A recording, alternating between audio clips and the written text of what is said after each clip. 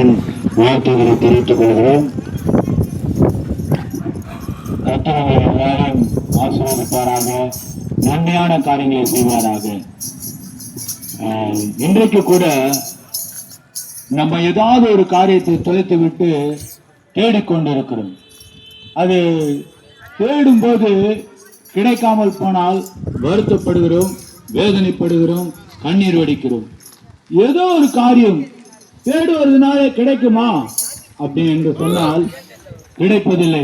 ஒருவேளை உங்க வாழ்க்கையில வியாதி என்கிற ஒரு கொடுமையினால சரிகிற சுகத்தை நீங்க இழந்திருக்கலாம். அந்த சுகம் எப்படி கிடைக்கும் என்று தேடிக்கொண்டிருக்கலாம். இன்னொரு வகையில் பார்க்க போன கவலை, கண்ணீர், சாபம், பாவங்களிலிருந்து எல்லாவற்றையும் தொலைத்து விட்டேன், யார் அதை தேடி எனக்கு கண்டுபிடித்து கொடுக்க முடியும் என்று நீங்கள் கவலைப்பட்டு கண்ணீர் வடித்துக் கொண்டிருக்கலாம்.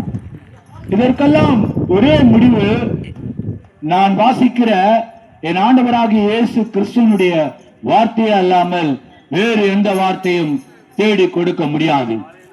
ஏனென்றால் தேடி கொடுக்க முடியாத காரியத்தை யார் கொடுக்க முடியும்? டாக்டராலே மருந்து மாத்திரம்தான் கொடுக்க முடியும். அக்கம் பக்கத்தில் இருக்கிற ஒரு ஆறுதல் சொல்வார்கள், அந்த ஆறுதலை மாத்திரம்தான் கொடுக்க முடியும். இயேசு நீ இழந்ததை எல்லாவற்றையும் தேடி கொடுக்கவே இந்த உலகத்துக்கு வந்தார். 2000 ஆண்டுகளுக்கு முன்பு இயேசு கிறிஸ்து மனித அவதாரம் எடுத்து இந்த பூமியில பிறந்தார். அவர் பிறந்ததினாலே தேவன் செய்த அற்புதமான காரியங்களை பாருங்கள்.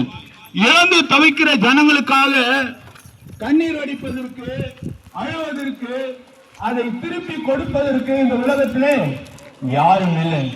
ஆனாலும் இயேசு திருப்பி கொடுப்பதற்காகவே இந்த பூமியில பிறந்தார். பிறந்தது மாத்திரமல்ல, திருப்பி கொடுக்க கூடாத ஒரு காரியம் எப்படி கிடைக்கும் என்பதை வேதத்திலே கற்றுக் கொடுத்தார்.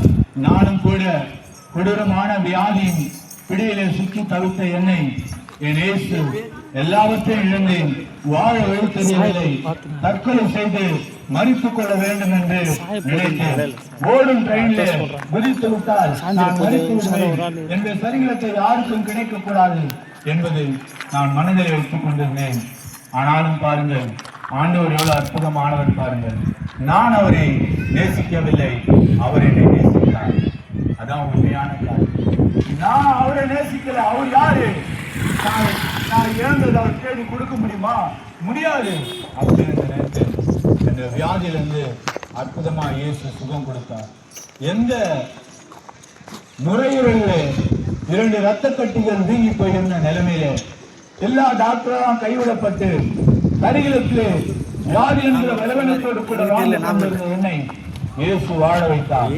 எந்த டாக்டர் மருந்தாலும் குணப்படுத்த முடியாத வியாதியை இயேசு குணப்படுத்தினார். எனக்கு அற்புதமான சுகத்தை கொடுத்தார்.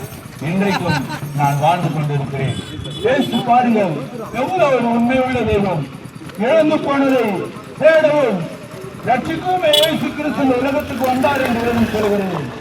நீங்கள் இழந்திருக்கிறதை தேடி கொடுக்க இயேசுவாலே முடியும். எனக்கு இழந்ததையெல்லாம் இயேசு கொடுத்து எனக்கு வாழ வைத்தார்.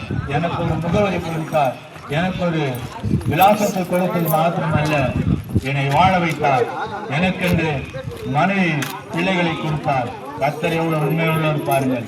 நான் இழந்ததை திருப்பி கொடுத்த ஒரே தெய்வம் இயேசு மாத்திரம்தான். ஏன் அவர் எனக்கு திருப்பி கொடுக்க வேண்டும் அப்படின்னு பார்க்க போனால், கல்வாரி சிலுவையில் இயேசு கிறிஸ்து அடிக்கப்பட்டார். எனக்காக நான் அனுபவிக்க வேண்டிய எல்லா பாவமான காரியங்களை இயேசு கிறிஸ்து தன் கரிகளத்திலே அனுபவித்தார்.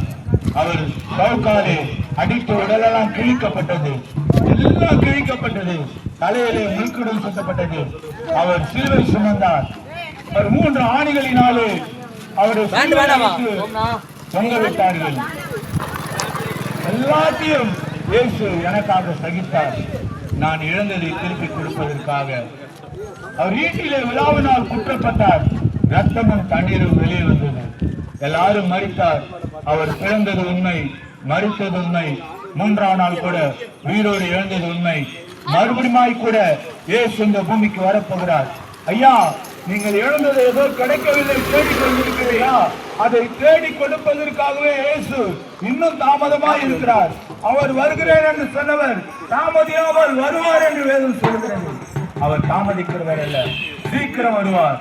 நீங்க இழந்ததை எல்லாவற்றையும் கொடுத்து நம்மோடு கூட அழைத்து கொண்டு போகிற ஒரு நல்ல தகப்பன் இயேசு கிறிஸ்து.